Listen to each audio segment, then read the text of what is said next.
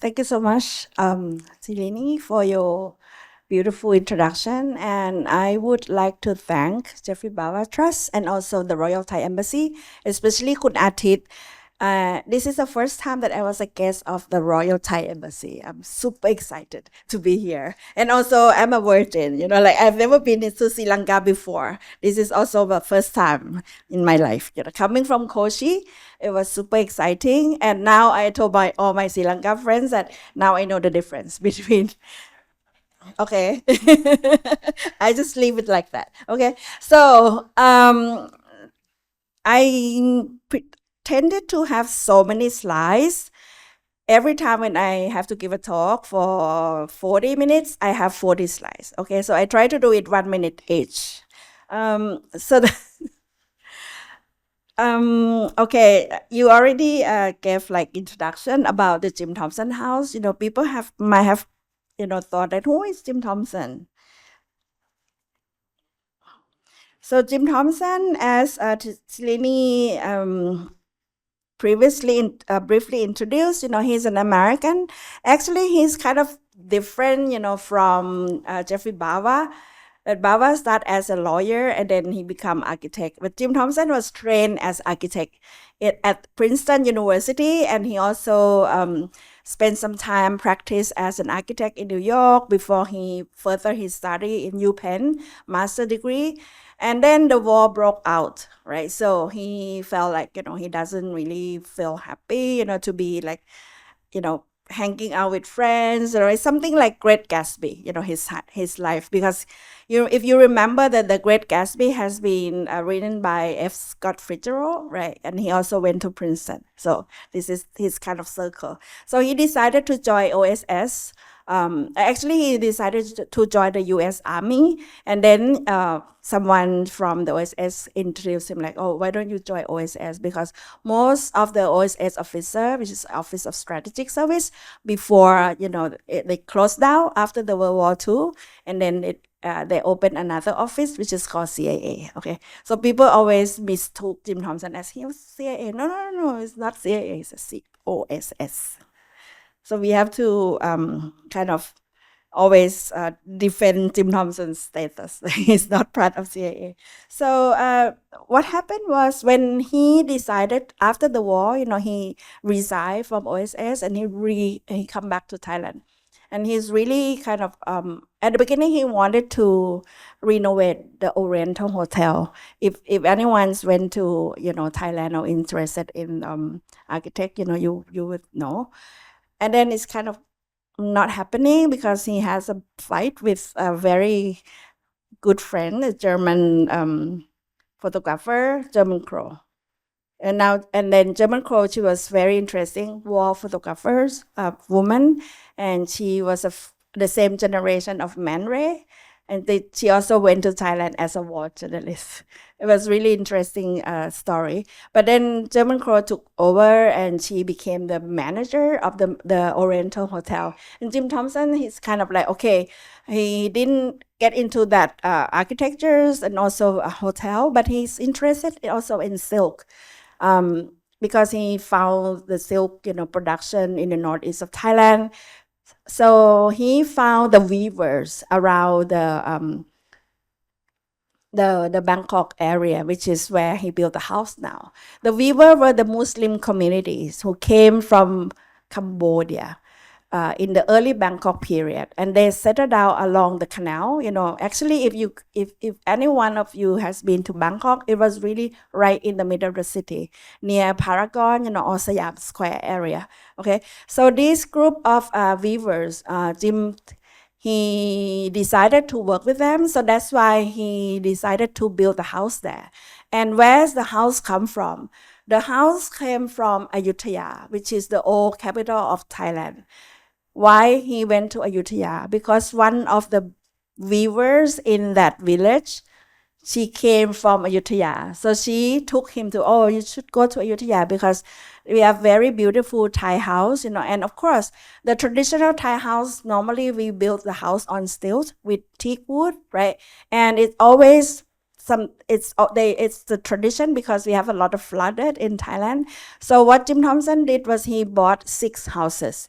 and he reassembled, as one kind of villas, and I think it was really beautiful, and it's kind of interesting because many Thai people kind of complain that, oh, this is not a Thai house, it's not authentic, of course it's not authentic because it has been kind of interpreted by the American architect, right? So because the traditional Thai house, I don't know about you guys, but we never have living room, we never have dining room, we even have the kitchen and toilet outside of the house. But in Jim Thompson, he has toilets, in the house, but he didn't have the kitchen. Kitchen is, separate in a separate house.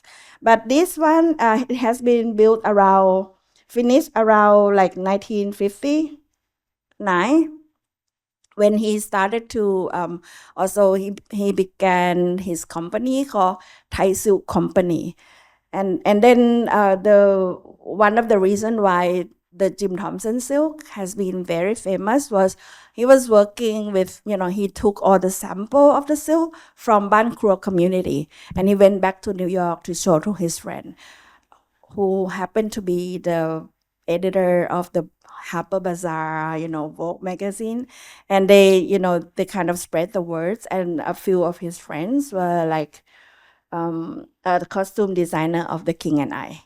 So if you guys heard about this, so the costume designers, order the silk from Ban Kruo community, for the Broadway, The King and I. So that was how people get to know Thai silk, right?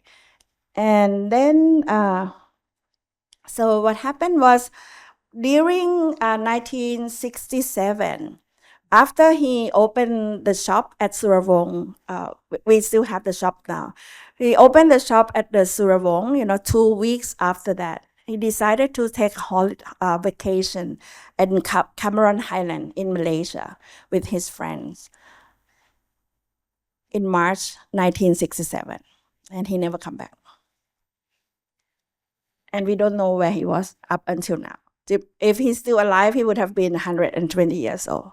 So what happened with the house was he gave the house to his nephew, who is a stockbroker, Henry B. Thompson. He was working in New York, and he knows that Jim Thompson would have wanted to give this house back to Bangkok, because when he was still alive, he collect a lot of artwork. The first group of work that he collected was painting, the traditional Thai painting. The second was the sculptures, and the third group of his collection was ceramic. And if you go to Jim Thompson house, he was the one who designed the house, and every time when he bought the object, he know exactly where to put it, because he totally have a clear kind of image. And he also very similar to Jeffrey Bawa. He also wanted the house to have the garden, so in the sketch he called it the sculpture garden, which is very interesting. There's kind of a lot of comparison. When Ratchaporn was here, she always said that you guys have to work together, and then when I came here, I felt like we are like long lost friends, like we should have been worked together for so long. So what happened in Thailand is you have to wait for 7 years, until that missing person did not show up, and and then the nephew Henry B, he decided he won't take the house, but he decided to build up the foundation, and the foundation was registered in Thailand under the Thai law in 1975. And it consists of some people who know him, like scholars.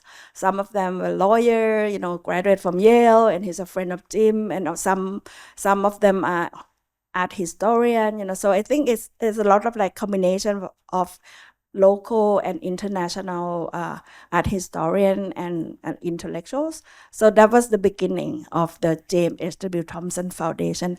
And people always kind of mistaken us like we were part of the company, which is not. We are totally under the foundation, and we operated as the nonprofit organization, and we would have got the support from the company, but it's not the case. Okay, so this is this is what we are. at the moment. And last year we celebrated our 50th anniversary of the foundation, and I can tell you more what we did. So this is the, when you see the house from the balcony. And right now, the house, we accommodated about, it become top 5 touristic attraction in Bangkok. So if you Google, where should I go in Bangkok? It will come up after Wat Phakao, the Grand Palace. And normally our house will be full on Monday because the Grand Palace is closed. So people go to Jim Thompson instead, so we have about more than 200,000 people a year.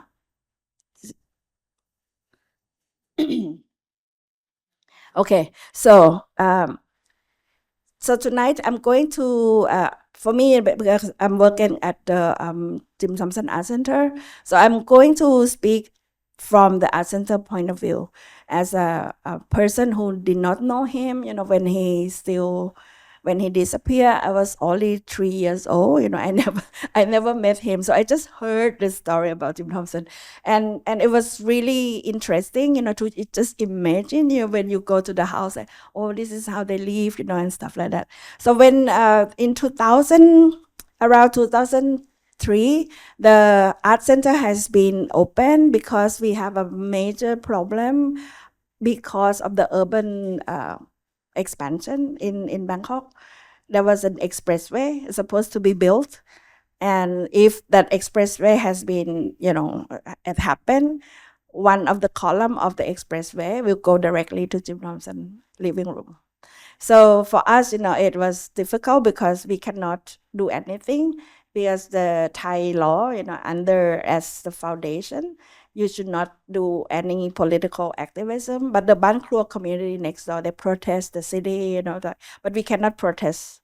So what we did was the foundation supported the Ban Krua community to write their own history, like how important Ban Krua was. Then it has been here for more than 200 something years old, so we have a very beautiful book about this Muslim community next door.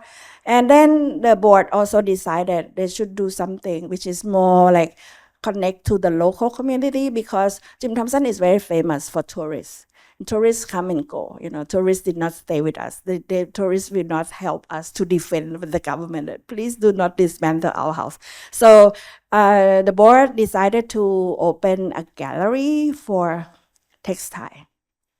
And I happen to know some of the board, son, and I told him that please don't do only textile, because in 2000, early 2000, Bangkok didn't even have the museum. Bangkok did not even have a space for showing a modern or contemporary art. So that's why the first initiated name of the art center was Jim Thompson Center for Textile and the Arts. And then what happened is, so we have the space, our office is in the other building with the library, and this is a parking lot, which is now become our art space, the new building. So the first exhibition that we did, it was very interesting because the board invited the scholars from SOAS. Her name is Susan Conway. And she did the exhibition about textile from the north of Thailand. And it was really traditional and a little bit sociology of textile. For me, I think it's very interesting because what she trying to kind of convey is the position. She's looking at the textile in social political context, right?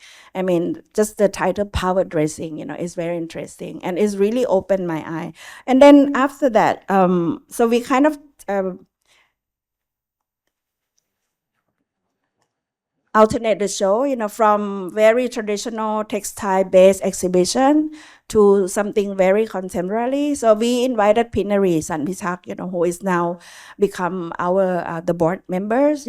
She was the first woman artist that we invited, and her project is about her body, and she's really kind of propose something very interesting in a way that Thailand, as you know, at the same as Sri Lanka, Buddhist country, and you always have the space where a woman cannot enter, so as a woman artist, she's trying to play with that kind of the marginalization of women in Buddhism. So she created a project called Breast Stupa, which I felt like, oh my God, the board, it was really cool, that they let her do that, right? And we have the Breast Stupa project, and later she's transformed this project into Breast Stupa Cookery, something like that. And I think this is very interesting. This project she called Temporary Insanity. And it's like, woman in, for me, I see it as woman during the menopause, you always, Okay, and then we also invite another woman artist from Indonesia. This is the very important and radical woman activist artist. Her name is Araya Mani. And at the beginning, she wanted to work with the Muslim community in the deep south of Thailand. And for the board, back then they felt like it's too dangerous, to go to the deep south. So they proposed, why don't you work with a Muslim community next door? So this is what she did, and I think most of the time when people come to work at Jim Thompson, they always felt that they should work with the Thai silk, actually it doesn't have to be the textile or Thai silk, but this is the case, of the early period of the art center. This is also like, Aryamani, used the Thai silk and she created this kind of Arabic language and installation. And she also collaborated with the girls, like a young girls, in the community. Because I think after that, after the 9/11, many Muslim, especially Muslim from our region, when you go abroad, especially to the West, you always has been investigated, and she wanted to show the difference between the Muslim community from Southeast Asia, which is, totally different from Arab and other part of the world.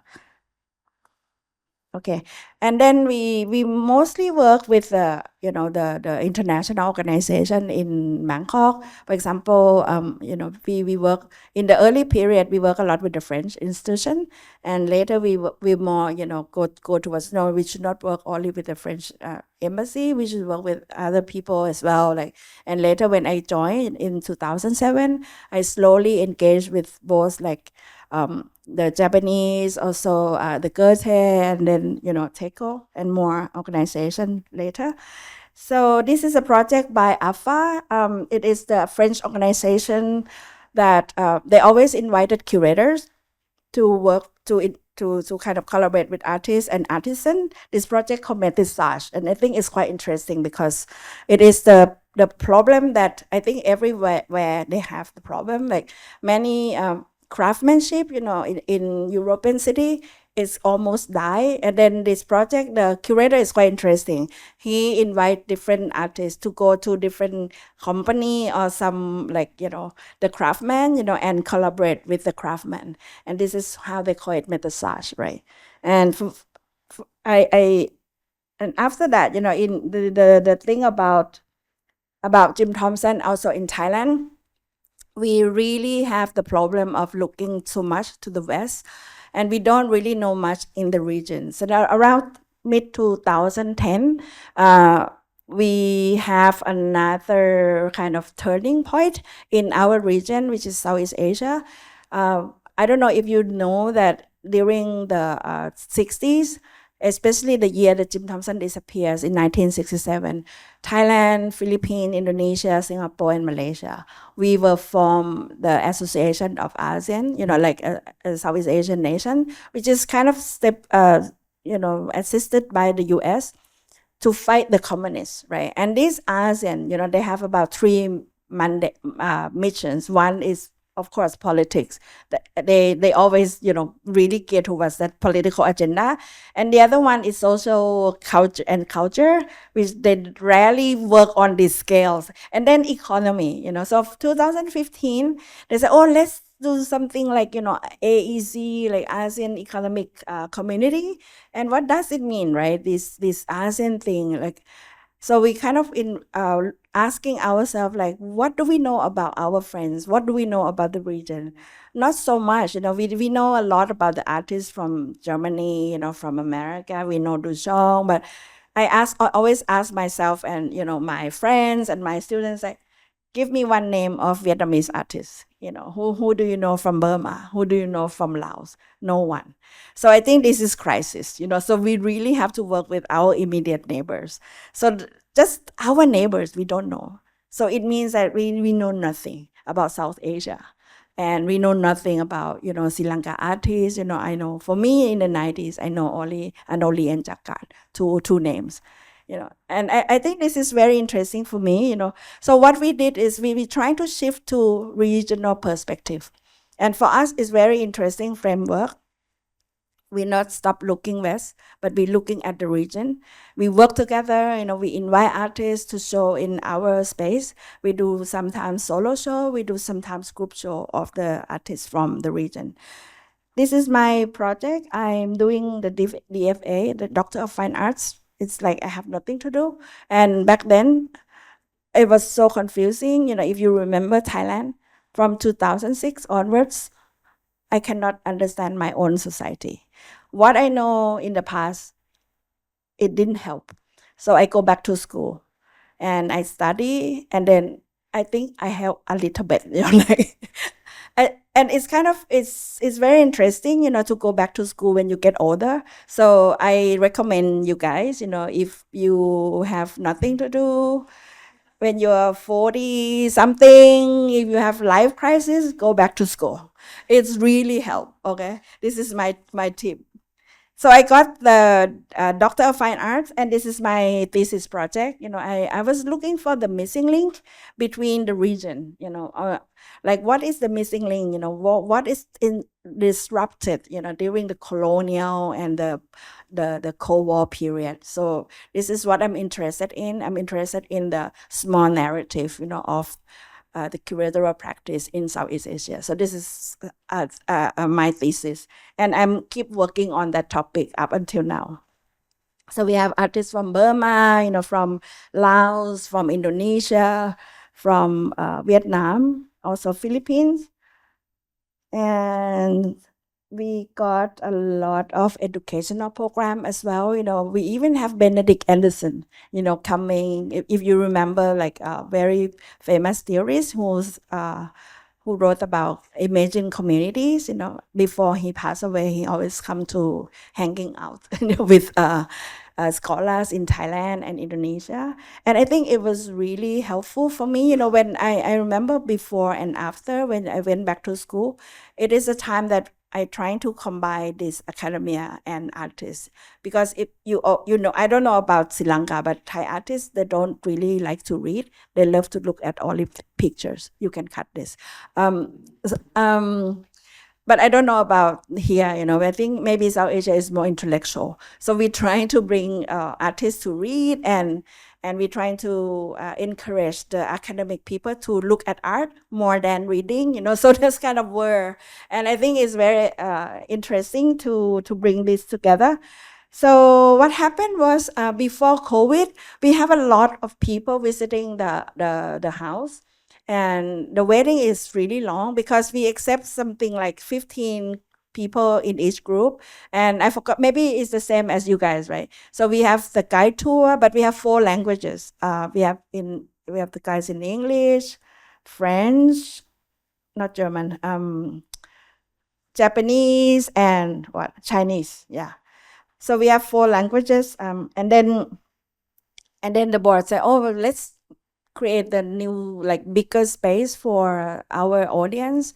And we also wanted to create the space for people who come to see art, and also to hanging out, to spend time in the library, because we have the Bangkok Art Center next door, and it has been built a little bit later than Jim Thompson Art Center, but there's not so much hanging out place, and most of the museum in Thailand is always a space to see art, and then you go home, like not so much space to like hanging out, reading, and also talking to each other. So this is what we are, we are very close to the, if you see the canal, that is the Muslim community, right? And then Jim Thompson House is the traditional Thai roof. And then we have another plot of land, which we trying to buy it, and they're so rich, they won't sell to us. So we have to buy another plot next door, and that was our building. So what happened is, this is a render. Uh, if you remember that building, it used to be the parking lot. So we have to return the parking lot, for the company. And then we got the parking lot, and then we have the cafe and also museum shop. We have the library. The name of the library is William Warren. Who is William Warren? William Warren is a friend of Jim Thompson. And if you wanted to know something about Jim Thompson, he's the one who wrote the autobiography of Jim Thompson. So that's why we kind of name after him, the library. And then this is the third floor, is a gallery space, and we don't have the space is not that big. It's only 300 square meters, but for us, it's big enough, because in order to do a good exhibition, you need a lot of money, and I think we're okay by now to just make a show within this space. And then we have a secret bar upstairs in the rooftop. It was really cool because not many spaces in Bangkok, to have a quiet place, for people to hang out and eat. So if you go to Jim Thompson, I suggest you to go in the afternoon and then, see art, and then you go upstairs for the barbecue and rooftop. So for the first, when we are quite unfortunately in a way that when we started to build the building, COVID happened. So the board was like, what should we do with this? Shall we stop or shall we continue? But we almost there, so we decided, let's finish it, So it took about 2-3 years, to build this building. And then when we open, before we open, we asked ourselves, like, where are we now? I mean, what are we gonna do? Because should we do the same as before, because most of the exhibitions and activities that we do is always related to, like, social political issues about Thailand and Southeast Asia. We're looking at textile. We also looking at the multidisciplinary project in the region, but it's very exclusive. If anyone like you artists or curators want to do something with us, we don't take the open call. I just tell artists, just wait, we will invite you. So it's very exclusive, like by invitation. So I think to build the new building, what one of the major kind of interests that we wanted to shift is we would like to become the museum or the space that very inclusive. We wanted to welcome people from different generations. And we know that many people who go to the house is more like, older generations, and young people, they're not interested in something like that. And lately, a lot of younger people, they like to go see contemporary art. So I think it's very interesting to kind of get both trans generation, not only transnational. I always do transnational project, but I think transgeneration audience is quite interesting and challenging as well. So we decided to do open call, and what we wanted to connect to Jim Thompson, and this is how we reinterpreting Jim Thompson, not only by craft or by architectures, but we wanted to looking at the something more conceptual. And if anyone wants to work with us, you don't need to work with textile only. You can do something else, looking at the history, something that has been especially untold history relating to the Cold War. So this is a project that we do call for open call, and we got a lot of artists around the world to apply, and we select about 14 projects. The first one is called Future Tense. I remember that when we started to talk about Cold War, and people complain, like, why you always talking about Cold War? It's already finished, And then Ukraine, Russian war is like, oh my God, this is like totally relevant, at that moment. And we also work directly with the archive, when a few years ago, we were working with Bruno. Bruno is senior kind of conservators. He's the one who's go to work, and dealing with the archive, reading it and everything. So we asked him to curate the story of Jim Thompson, which is not about only about textile, but about something else. People don't know that Jim Thompson is very like serious collectors, and he also curators. He also bring the exhibition about Thai art, to America. He did so many things, and this is what we trying to kind of convey the role of Jim Thompson and how important he is, in terms of art and culture. It's not only politics. And we also invite some artists to do the exhibition on site, in the house. And it was quite interesting because this is the first project that we got to work with the Ghost. I don't know if you heard about Ghost 2561. It was a performing arts and media art festival curated by Curatorial, a young artist who based in New York, and he really wanted to kind of create this more like vibrant festival. And then he invited John Wang, who is the artist who was Taiwanese artist born in the U.S. and he's interested in animism, so identity politics, and he loved Jim Thompson living room.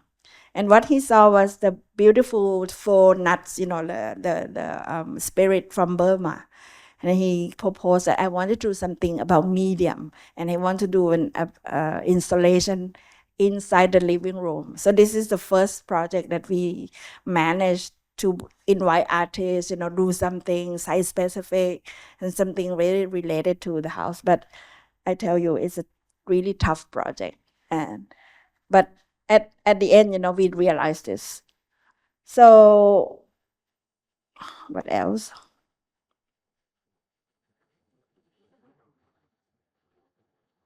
I have to see this. Okay, this is during COVID time. I mean, if you remember that during COVID, normally, as I told you before, that we got a lot of people visiting our house, right? And normally, like between 300 to 1,000 people a day. And during COVID, it was super shock. We have 15 people. Like Thai people are not interested to Jim Thompson House. So what should we do? Because we have no tourists, right? So this is the time that I'm so happy that the board was really open. Hey, let's think about something, we can invite artists to do something, So we have people like Kavita and Dusadi, who's doing some kind of intervention and in the house. So we got the artist, Thai artist. She is a performance artist, and her work is about like personify herself as a machine, and it's totally about the critique of fast fashion, especially textile business. And I think it was really nice, to have her work inside of the house. And then we have อันนี้งานใครอะ Dusadi, yeah.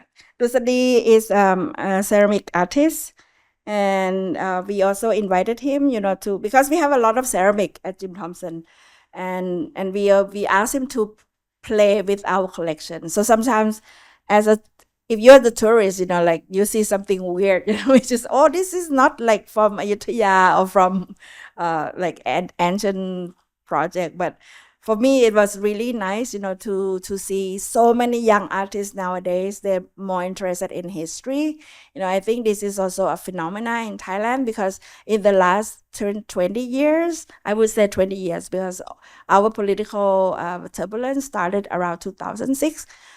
We call it a lost decades. So those generation, like my assistant, he was born back then. Like they were super unfortunate kind of generation.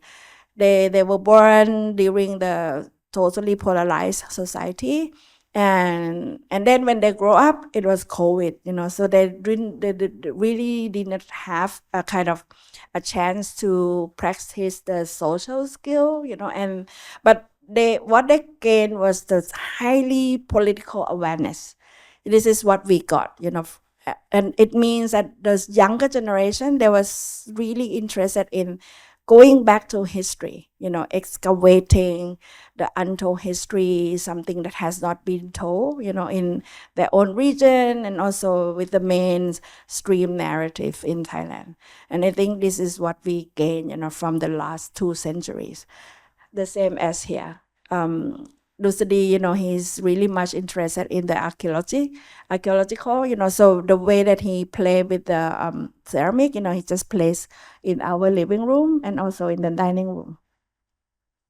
Okay, so the 50th anniversary that I previously told you, what we wanted to do is we wanted to go back, like deal directly with the Cold War, because I have to admit that I learned this kind of awareness of history and facing, in the German terms, they use the word ghost. They always love, Germans really like get into the history, and when I worked with the Goethe Institute 4 or 5 years ago, I mean, wow, this is how they do it. I mean, in Thailand, we will not be able to get into this kind of facing the ghost, I would call it this way. And so I would like, so I kind of get from that methodology, and I adapted for the exhibition that we do with my team, Rinada and Chanapon.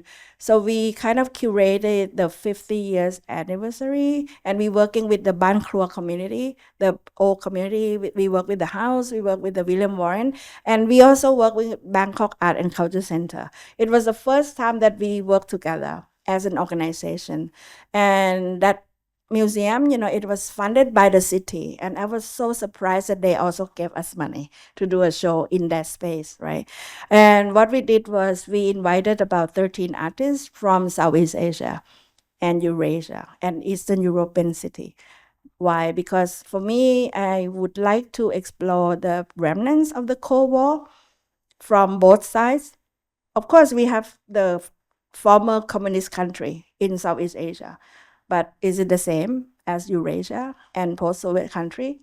I don't think so. So when I invite people from Kazakhstan or the artist group called Sputnik Photo Collectives from Poland, they were so surprised, like, to see themselves along with us in Bangkok, And for many people, they found it's very refreshing that we kind of bring all these two regions together, and especially in Central Asia. I mean, I've been working with them quite a lot in Central Asia, and of course, it's like I'm coming here. We have so many things in common. In a way that we have so many things difference. But I think for me, I'm really interested in bridging this kind of the gap, between different regions together. And of course, we're Asian, but Asian is big, right? So it's a kind of long-term project that we should do something like this. Back to this, we invite artists from Thailand to do something in the house. And this is the artist that we are really interested in working with him. He based in Isan. If you don't know, Isan is Northeast, and it became one of the very important area during the Cold War that it has been the base, Air Force base for American, who kind of, we have about 6, 7 bases, Air Force base. And then what happened was the project that he's interested in is the aerial map that the US military created for us before they went to Vietnam. So Thailand become like a pilot project, for many, many things. But the beautiful thing is he used this, the map, and then he put it in, I don't know what to call, something like you put the Buddhist relic in there, it's like ancient object. And then we just place it around Jim Thompson house, so people say, oh my God, this is new or old, and it was totally related to Jim because when he's still alive and working in Thailand after the war, he's still like working closely with the U.S. Embassy, as a consultant, right? So his house become like a living room of Bangkok, meaning that when VIP came, they would go to have a party there, and I think every time when I walk, on his house and in the balcony and everything, it's like we live with history, it's like living history, the same as Jeffrey Bawa, right? You can imagine that.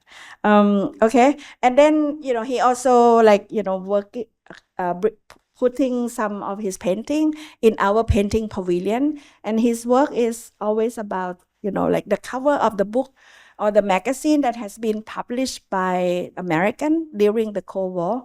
American did a lot of propaganda magazine, and it is something that I grew up with, and I believe everything, like that there has been brainwashed. I'm really good student, okay? So it took me so long, to de-Cold Warring myself.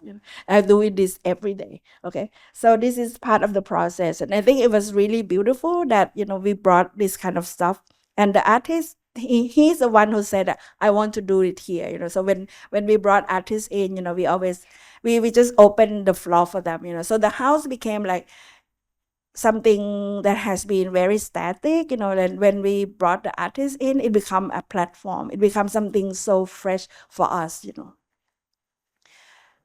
And we also have the artist from Kita Isran. She is the Muslim artist. She was born in the Muslim community next door, and she has to migrate it. She has to leave the area because of the expressway project. And I told her that, can you come back home, and would you like to do something, with these issues, and also talk to the Muslim community. And for her, it was really emotional that she go back to her own community and interview people, and she brought a lot of materials, to show in the library.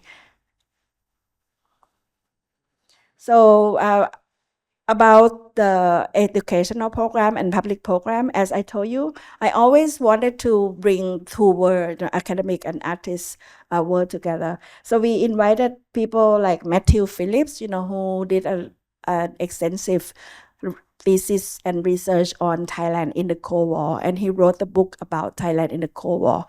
He's looking at the diplomatic relationship between the U.S. and Thailand in the culture and, not straight politics, but in the cultures and social aspect, which is very beautiful. So please get it in Amazon. Very good book, this one.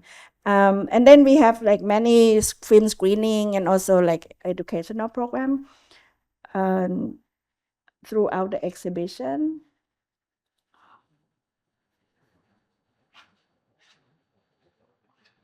So right now we also have this 50-year anniversary of the house. So we have people like Pinari again, like, oh, this is already 20 years, when you first work with us.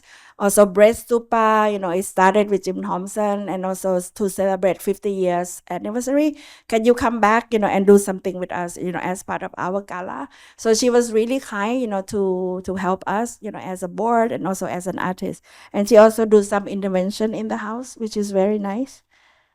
And then in the next project, so this is like how we interpret the house and how we intervene, as well as, working collaboratively between the house, which is our mothership, and the art center. This is our future project, the near and the far future project. What we are doing right now is the project that we are going to, we will bring the exhibition about contemporary art and craft, from Korea. That we were invited by the Cheongju Craft Biennale, to do as a Thai pavilion, to do an exhibition about craft in Thailand. And for me, I thought that, oh, it's not so interesting, only craft, because I always wanted to bring this contemporary art context within the craft. So I kind of encouraged the artists, to work with craftsmen, especially the craft that is going to die, and many projects has been like that. And we're going to bring it back to Jim Thompson Art Center and also the house. We have about more than 20 artists, so a few of them will be, placed in the house, including with Pinari and some of the other artists. I think it's almost one. How is the time?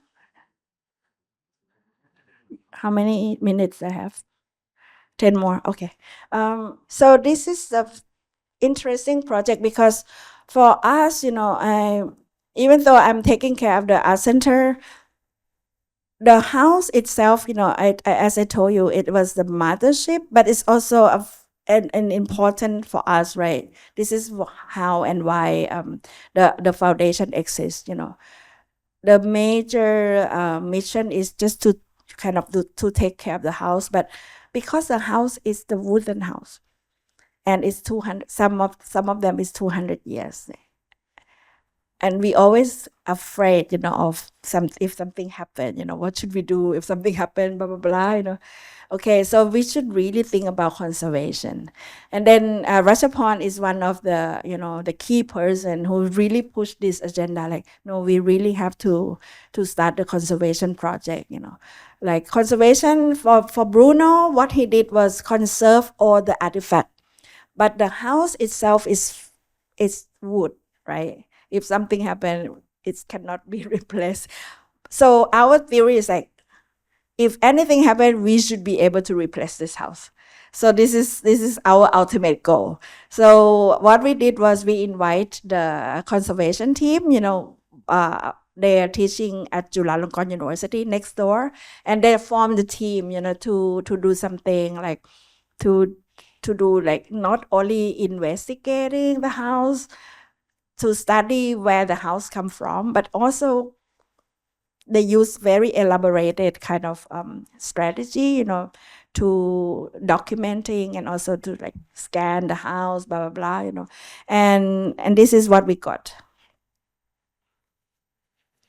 So now they started to understand, like, we have 6-7 houses, and they started to investigate, like, where is this house come from. Even though some of them come from Ayutthaya, some of them come from Bangkok community, actually it's more than that. Okay.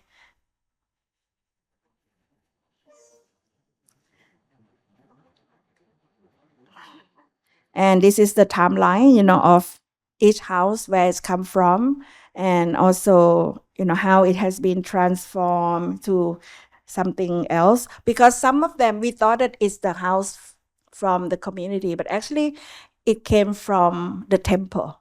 Like, why we have temple? Like, how come? Because in the early 20th century, like before the modernization period, many Thai style house they demolish, because they want something like this. They want to be modern. So this is how it's kind of transformed itself. To Jim Thompson House. I cannot explain the detailed technique, which I wanted to encourage you guys to invite Ajahn Yui Vimonrat, who is the head of this team. It was super elaborated, very technical, but for me, I think I just want to give the idea, this is what we are at the moment, like, okay, here. This is the, the beam kind of mode, I don't know how to call it. I mean, the technology, right? It was really elaborated, and the way that they kind of gather information, and also it's not only information, but you also can really detect, right, in different details, and right now we are at, like, in every single piece of the wood, they also recorded it, and it means that if something happened to the house, we can replace it and we can rebuild it. So this is quite amazing for us, to kind of, for me, I see as a progress, that what we do here is what we are conserving the house. We are we saw what Jim Thompson did is not only preservation, but he also bring innovation. Because every time when the architect, also Rajapon and her team, the way he found is, wow, this is how he did not do something more like traditional style, but he started to create an innovation, how to treat the traditional house in a different way, which is more like Western, but also something like Jeffrey Bawa, something more localized. And I see it as a site specific. If I look it at a kind of artistic, contemporary art term, it's very site specific, meaning what, you're creating the house in the vernacular kind of architectures, and it has to fit the place where there's a lot of rain, so it has to be like this, not this.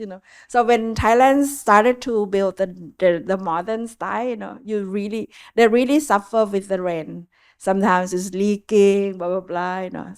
So I think I will stop here. And if you have any questions or any comments, well, you're welcome. Thank you.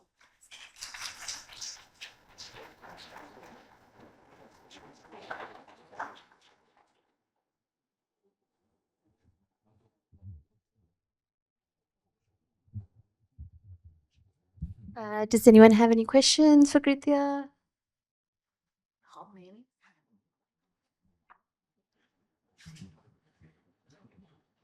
No, Huh? There's a Stefan? no. Harita. Hi, Gridthiya. Just a very short question. When you planned out the activities plus the areas for the new art center, Uh-huh.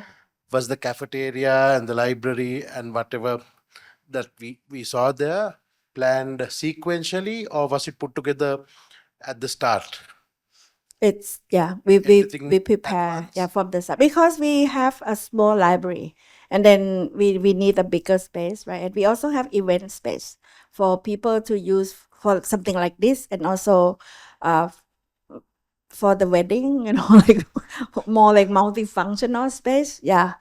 And this is what we trying to do. For me, if I have to repropose again, I would have more space for art center, because there's all our space is like 3,000 square meters, and we have only 300 square meters for art.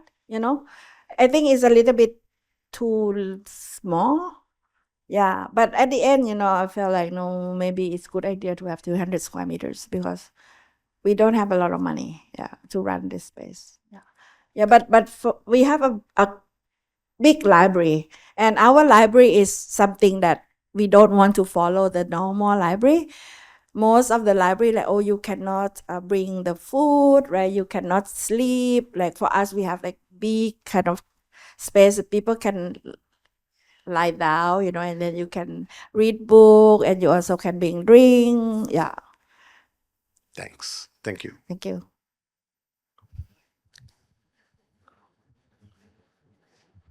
Yes. Oh, good. Do you also have artwork that's in storage, and how do you preserve that's not on display? You mean the Part of the collection, Jim the Thompson's, collection? yeah. What is And it? the archives, where are they Yeah, housed? yeah. Are We they the have a same? big room for the archive, which is like a bunker. Meaning that only who has an access? I think only Bruno. Yeah, we cannot access. And do It's you do super exhibition? secret, like high confidential materials. Yeah. And do you do like rotating exhibitions with new artwork from the storage? You mean in the house or art center? House, both. The house, actually, it's there all the time, and it was really interesting question, because when Jim Thompson disappeared, people kept the house at it as it was. And when the board, when they started the foundation, they're trying to be accurate and to be more as authentic as it was, because they expect that when he return, he can live like that. So for me, it's like, wow, this is like, the freeze time, right? The house is like frozen in time, 1967, and now it's 20 something, 2026. Last question. How about the weather? How does the weather of Thailand help the It's like art? this. It's fine. Yeah, we have a good conservation team, and I remember like all the museum people when, oh my God, you put the like,เขาเรียกอะไรนะ mural painting, like this, without any aircon, without anything, but The conservator said it's fine because even though the weather in Thailand sometimes, it can go up to almost 40, but it never go down 25, right? And sometimes we have rain, but the house is open. We don't put aircon on, so the temperature is not that bad. Yeah, and we have because of Bruno, he would check everything, and if something's kaput, or something's broken, he would send to Robert, which is, he was head of the Conservation Without Frontiers, that we host them in our building. They also work for the palace, for the collectors in Thailand. So I think actually we have quite a full kind of, scale of running a museum, even though it's not in the same building. Yeah. But we have a good conservation team, and also curators. We have only 3 of us. Yeah. My section is only 6 people, but the house itself, we have about 30 staff. Yeah. Altogether, we have about 50 people in the foundation. Yeah. Rotating the show, we're trying to do not as much as we want. We do at the Art Center, we have about 3.5 exhibition a year, but we have a lot of projects out offsite. We have a farm, and that was a big farm, and our section have to take care of the art on farm. So every year we will bring artists to the farm, and do something with the big farm, which is 3.5 hours from Bangkok. I think this year we should be able to open. So please go to Thailand and visit our farm. We open around December. Yeah. Yes. I just wanted to ask, you mentioned in one of your slides that the garden was designed as like a sculpture garden. Yes. Can you talk a bit more about that? And did Jim Thompson design it specifically to showcase certain artworks, or did the garden already exist in some form? No, he actually, you have a gift as I didn't show you the design of the house and also the garden. The garden that he designed is like tropical garden, I think it's a dream of the Western architect, who come to the tropical, and you want something very filled with this lush green garden. But there is no sculpture. Do we have sculpture? We have only a spirit house in there, and then we have a little small pond, and sometimes people do selfie and they fell off the pond. Right now we have to protect the ponds, and we have koi, the fish, the carp. But that's why, because I saw the sketch as a sculpture garden, that's why we invite the artist, to do something. So for the next project, we're gonna invite the artist from Chiang Rai. He's a ceramic artist. So we will put it in the garden. Yeah. So it's we kind of reenact or reactivate his dream, something that, he would have like it or not, if he's still alive. So the same imagine that you guys have with Jeffrey Bawa, maybe he doesn't like it, but we just imagine that he will like it. Okay. Yes, Stefan. Yeah, thank you very much for this fascinating lecture. And I have 2 questions. The first is, in many other non-Western countries, you have those discussions about, colonial names. Yeah. And is there any discussion or people asking, why is it called Jim Thompson? It's our culture, it's Thai culture and so on. Or is it more relaxed because you don't have that colonial history? And the second question is, so it's been now 8 years that I have been to Bangkok, as we realized. And I would like to know a bit about the development in the contemporary arts sector and how you would position the Jim Thompson Arts Center, in this field of art spaces, biennials. How do you see that? Do they support each other, or is there competition? Yeah. Are you the board of my foundation? This is a question that we discuss, every time when we have a meeting. After you retire the girl there, you can come to Thailand, Stefan.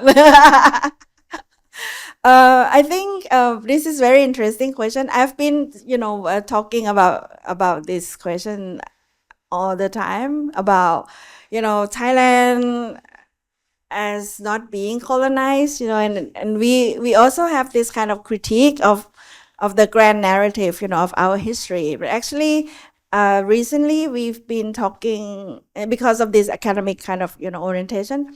Many Thai scholars, they propose the ideas of crypto-colonization or semi-colonization, as Ajahn Thongchai, Peter Jackson, all those kind of, progressive and more like post-Marxist theory. And for me, it was really, it's really fresh, to see something which is kind of counter narrative, of what we have been brainwashed when we were young. And yes, this is one thing. And I think right now a lot of younger generations, they read, and they also, a lot of their works has go to that direction. Jim Thompson house, we don't decolonize yet. And I was thinking of the Millie and with the wit, which is, Gabi. I just met her in Kochi. We had this long discussion about this. The decolonial practice in Witherwit, they changed the name. Witherwit was like a very kind of high profile, colonial, who lived in Indonesia, right? And then came back, and also later that his house become a museum in Rotterdam. And then later, because of the decolonial thing, and they changed to Millie. It is beautiful work by Ken Lam during the opening a few years ago. It was like a big piece of the work by Ken Lam, and it's called Millie Hates Her Job. And then people say, oh, let's call this Millie, instead of With the Wit, which is the colonial guy. Jim Thompson, no, I don't think so. I was like, what should we call? Maybe Pasuri, Auntie Suri is from Ban Kro community. She was a good friend of Jim, and she's the one who's the weavers who become the shareholder of the company. But that in Thailand, it was really paradox in a way that if you guys go to Thailand and you need some good, beautiful Thai, authentic souvenir, it's Jim Thompson. And we thought, wow, no one think about Jim Thompson is not Thai. But if you need something very Thai, you have to buy Jim Thompson.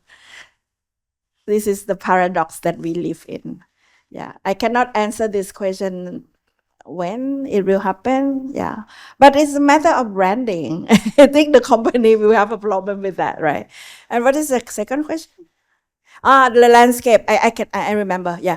Okay, the landscape of Thailand. After you left, COVID happened, Thailand changed a lot. Up until now, we have so many museums open, so many biennales around Bangkok and also around the country. And then, I don't know if you know about the soft power policy, which is proposed by 2-3 years ago by the previous government. They kind of launched a big budget, 5 million baht, 5 billion baht budget to put into like different organizations as well as the art project around the country. I remember last year we've been running around Thailand, not only like, Phuket or Chiang Mai or the main city. So many young artists, they do a project elsewhere, around Thailand, like my assistant. He did a very beautiful project in Phimai, which is northeast of Thailand, in the old archaeological site.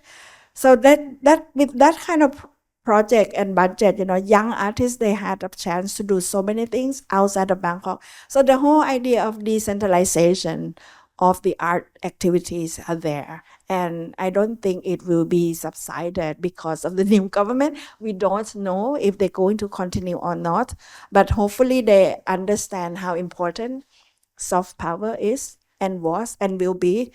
But for us, where are we, in this landscape?